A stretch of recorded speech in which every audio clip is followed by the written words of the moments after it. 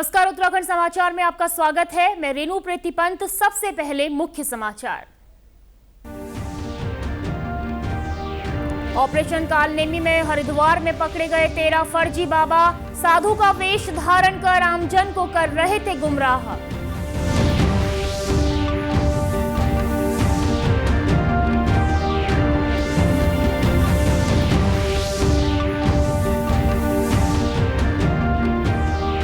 स्वास्थ्य मंत्री डॉक्टर धन सिंह रावत ने कहा, जल्द क्षय रोग मुक्त होगा उत्तराखंड।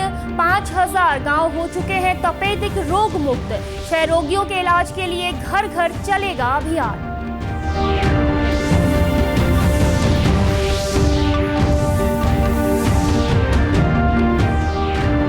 और प्रदेश में हरेला पर 5 लाख पौधा रोपण का लक्ष्य। 16 जुलाई को है हरेला त्योहार। एक पेड़ मां के नाम की थीम पर चलेगा पौधा रोपण अभियान। अब समाचार विस्तार से। मुख्यमंत्री पुष्कर सिंह धामी के आदेश पर हरिद्वार पुलिस ने ऑपरेशन कालनेमी चलाकर 13 फर्जी बाबाओं को पकड़ा है। ये लोग साधु का वेश धारण कर आमजन को गुमराह कर रहे थे। एसएसपी प्रमेंद्र सिंह डोभाल ने कहा कि अभियान के तहत जांच चल रही है। कई संदिग्ध लोगों को हिरासत में लिया गया है और उनसे पूछताछ जारी है। पूछताछ की जा रही है और माननीय मुख्यमंत्री जी ने ऑपरेशन कालनेमी के उसमें एक अभियान जो हम लोगों के द्वारा चलाया जा रहा है, उसमें अभी हम लोगों के द्वारा वेरिफिकेशन की कार्रवाई की जा रही है। इसमें कुछ संदिग्ध लोगों को पकड़ा गया है। उसमें आगे जो भी कार्रवाई होगी सबका उठा है। वहीं अखाड़ा परिषद के अध्यक्ष महंत रविंद्र पुरी ने कहा कि परिषद भी ऐसे कालनेमियों को पुलिस के हवाले करेगी। हम पुलिस का हर संभव सहयोग करेंगे। तो आज मुझे बहुत प्रसन्नता हो रही है। कल भी और आज भी देहरादून से लेकर हरिद्वार तक जितने भी कालनेमी थे वो सब पकड़े गए। और मैं हमारे हरिद्वार के एसएसपी को बहुत बहुत आशीर्वाद साधुवाद देना चाहूँगा। देहरादून के एसएसपी जी को बहुत आशीर्वाद साधुवाद देना चाहूँगा। और हमारे डीजीपी साहब ने जो मुहिम छेड़ी है बहुत ही अच्छी बात है। और देखिए, हमारे माननीय मुख्यमंत्री जी स्वयं इस विषय को देख रहे हैं। और हमारे माननीय मुख्यमंत्री जी जो भी साधु संत उस समय आते हैं, जो कावड़ी होते हैं, उनका पूजन करते हैं। लेकिन ये जो हमारे कालनेमी, जितने कालनेमी आप देखेंगे, जहाँ जहाँ आप जाएंगे, ये लोग सबसे पैसा मांग रहे हैं, धन उगाही कर रहे हैं। प्रदेश में तपेदिक रोग पर पूरी तरह से नियंत्रण लग गया है। प्रदेश जल्द ही क्षय मुक्त हो जाएगा। स्वास्थ्य मंत्री डॉक्टर धन सिंह रावत ने कहा कि केंद्र सरकार ने 2025 तक टीबी मुक्त भारत का लक्ष्य रखा है।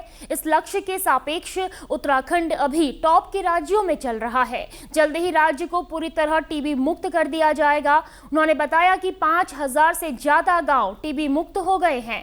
प्रत्येक जिले में घर घर जाकर टीबी के मरीजों का परीक्षण करा के निकटतम अस्पतालों में मुफ्त दवाइयां उपलब्ध कराई जा रही हैं। हमारी सरकार के द्वारा उत्तराखंड को टीबी मुक्त करने का जो निर्णय लिया गया है, भारत सरकार का भी और हमारा भी,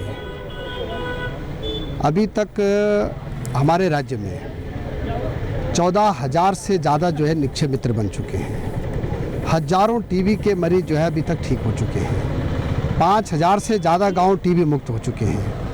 और मैं मुख्यमंत्री जी का भी सभी विभागों का धन्यवाद देना चाहता हूं कि सभी विभाग जो है इस पर तन्मयता से काम कर रहे हैं। और अभी हम लोगों ने प्रत्येक जिले में घर घर जाके जो है टीबी के मरीजों के जो है परीक्षण करा रहे हैं और फिर उनको निकटतम हॉस्पिटल में दवाइयाँ फ्री दी जा रही हैं।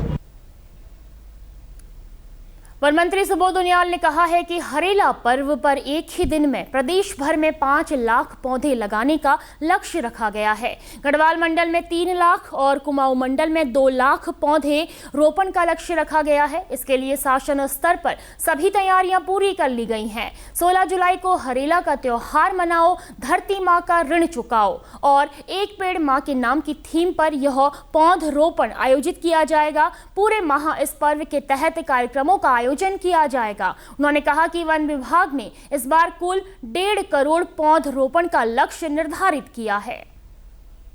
हरेला में कम्युनिटी इन्वॉल्वमेंट है। हरेला हम जनता के साथ मिल करके इस बार भी हमारा टारगेट 1 करोड़ 50 लाख का है। और इसमें जो थीम दी है प्रधानमंत्री जी ने, एक पेड़ माँ के नाम, तो अब माँ की भारत माँ हो या अपनी माँ के नाम अगर आदमी पेड़ लगाएगा तो कहीं ना कहीं उस पेड़ को बचाने के लिए, उसके संरक्षण के लिए, संवर्धन के लिए एक भावनात्मक तौर पर वो काम करेगा। देहरादून के त्यूणी थाना क्षेत्र में पुलिस ने चेकिंग के दौरान एक कार से भारी मात्रा में डायनामाइट विस्फोटक पदार्थ बरामद किया है। इसके अलावा 2 डब्बों में डेटोनेटर, एक रोल लाल रंग की तार और एक बंडल आसमानी रंग की तार बरामद हुई है। देहरादून के वरिष्ठ पुलिस अधीक्षक अजय सिंह ने कहा कि इस मामले में 3 लोगों को पकड़ा गया है, उनसे पूछताछ की जा रही है। पंचायत चुनाव को देखते हुए जो हमारे अंतर राज्यीय बॉर्डर्स हैं उस पर लगातार सघन चेकिंग के आदेश दिए गए थे। इसी के क्रम में त्यूनी थाना क्षेत्र में हिमाचल का बॉर्डर लगता है, वहाँ पर एक संदिग्ध गाड़ी को रुका गया, ऑल्टो गाड़ी को, तो उसमें 3 लोग सवार मिले, जो कि गाड़ी की चेकिंग में 5 पेटी जो है इसमें जो विस्फोटक मिले थे, इसमें जो साथ ही साथ इसमें 2 पेटी में डेटोनेटर थे। पूछताछ करने पर कोई भी वैलिड कागजात वो नहीं दिखा पाए। अभी तक की जो जानकारी पूछताछ में निकल के आया है कि कालसी थाना क्षेत्र में सरकारी एक प्राइवेट मैगजीन भी है जो अधिकृत लीगली जो मिली हुई, जहाँ से इस तरह के विस्फोटक पदार्थों को जो है परिवहन करने के लिए वहाँ पर वैलिड कागजों के साथ ही वो अलाउड रहती है। हरिद्वार में कांवड़ मेले में बड़ी संख्या में श्रद्धालु आ रहे हैं। विभिन्न घाटों पर कांवड़िए स्नान कर रहे हैं। हालांकि घाटों पर सुरक्षा के प्रबंध हैं, इसके बावजूद कई कांवड़िए स्नान करते समय सुरक्षा नियमों की अनदेखी कर रहे हैं। ऐसे में गंगा में बहने की आशंका बढ़ रही है। एसडीआरएफ ने आज 3 कांवड़ियों को गंगा में डूबने से बचाया। एसडीआरएफ की टीम ने प्रेमनगर घाट में एक युवक को बचाया, तो वहीं कांगड़ा घाट पर हरियाणा और यूपी के 2 युवकों को डूबने से बचा लिया गया। वहीं कांवड़ यात्रा को देखते हुए हरिद्वार व ऋषिकेश में रूट डाइवर्ट किया गया है और साथ ही विभिन्न क्षेत्रों में पार्किंग की व्यवस्था की गई है। इसके साथ ही 18 जुलाई से डाक कांवड़ शुरू होने पर बड़ी गाड़ियों को भी डाइवर्ट किया जाएगा। हरिद्वार में लाखों की संख्या में कांवड़ी हमारे पहुंच रहे हैं। यहाँ ऋषिकेश में भी बहुत सारे हमारे कांवड़ यात्री आते हैं जो यहाँ से जल लेके जाते हैं, और जो पौड़ी क्षेत्र में भी जाते हैं, वहाँ पर महादेव टेम्पल में भी वहाँ पर भी जलाभिषेक करते हैं। इसको देखते हुए जो हमारी व्यवस्थाएं, खासकर ऋषिकेश हो जहाँ पर पैदल कांवड़ यात्री ज़्यादातर संख्याओं में गाड़ियों से भी पहुँचते हैं, वहाँ पर ट्रैफिक व्यवस्था हो, पार्किंग व्यवस्था हो, सभी व्यवस्थाएं कर ली गई हैं।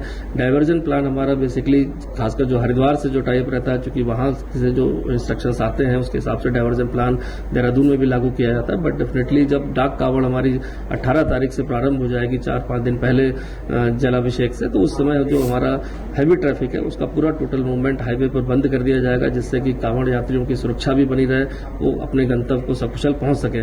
तो जो भी डाइवर्जन प्लान है वो डाक कांवड़ पर तो डेफिनेटली बड़े वाहनों को डाइवर्ट किया जाएगा, और मुख्य मार्गों पर हाईवे पर जो हरिद्वार के लिए जा रहे हैं वहां पर भी हैवी ट्रैफिक को लास्ट के 4 दिनों तक उसको बंद किया जाएगा।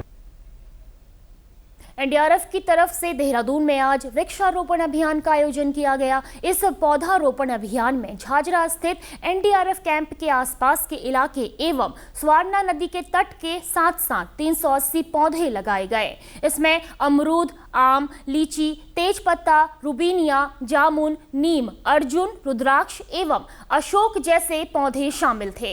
इस अवसर पर 15वीं वाहिनी एनडीआरएफ के सेनानी सुदेश कुमार दयाल ने कहा कि एनडीआरएफ एक तरफ राहत एवं बचाव कार्य हेतु सजग एवं तत्पर है, तो वहीं पर्यावरण संरक्षण के प्रति अपनी प्रतिबद्धता को भी प्रदर्शित कर रहा है। उन्होंने कहा कि 4 धाम यात्रा एवं मानसून ड्यूटी के दौरान एनडीआरएफ की टीमों ने वन विभाग के सहयोग से देहरादून एवं राज्य के विभिन्न स्थानों पर सफल पौधारोपण अभियान भी चलाया है। पंचायत चुनाव को लेकर पिथौरागढ़ के एलएसएम कॉलेज परिसर में आज से 4 दिवसीय प्रशिक्षण कार्यक्रम शुरू हो गया है। जिले के 8 विकास खंडों के लिए अलग अलग ग्रुप बनाकर 2 चरणों में उन्हें मतदान संबंधित प्रशिक्षण दिया जा रहा है। इस दौरान विशेषज्ञ प्रशिक्षकों द्वारा कर्मचारियों को व्यवहारिक और मौखिक रूप से प्रशिक्षित किया जा रहा है। जिलाधिकारी विनोद गोस्वामी ने बताया कि सभी पीठासीन अधिकारियों और कर्मचारियों को उनकी रवानगी के बाद विकास खंडों पर अंतिम प्रशिक्षण दिया जाएगा। देखिए, हमारे जनपद में जो 8 ब्लॉक हैं, अलग अलग ग्रुप्स बना करके हम लोग जो है इनके 4 दिनों की अलग अलग ट्रेनिंग है।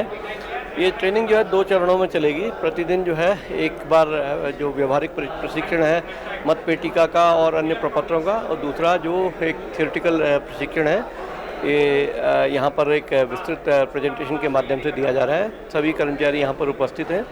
आने वाले अभी आज, कल, परसों और नरसों 4 दिन के लिए प्रशिक्षण है। इसके बाद एक ये जो अभी पीठासीन अधिकारी और मतदान अधिकारी प्रथम के बाद इन सभी का जिस दिन इनका पार्टी मूवमेंट होगा उस दिन संबंधित ब्लॉक में भी प्रशिक्षण होगा। इसी के साथ अभी तक के समाचार समाप्त हुए। दूरदर्शन समाचारों से जुड़े रहें। मिलते हैं फिर शाम 6:30 बजे के बुलेटिन में। नमस्कार।